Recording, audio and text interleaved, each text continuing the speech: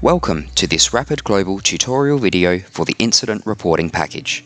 My name is Jared, and in this video I will show you how to create and complete an investigation report. Any incident reports that are in their investigation phase will have a yellow coloured status and can be filtered by selecting the yellow coloured box on the dashboard. Selecting the action icon labelled Investigate will bring you to the page where you can complete the investigation report. Similar to the incident report, clicking Next will save each section as you go, so if you need to leave and come back, your progress will be saved. After you have finished the report, you can select Finish and the incident report will progress to the next stage.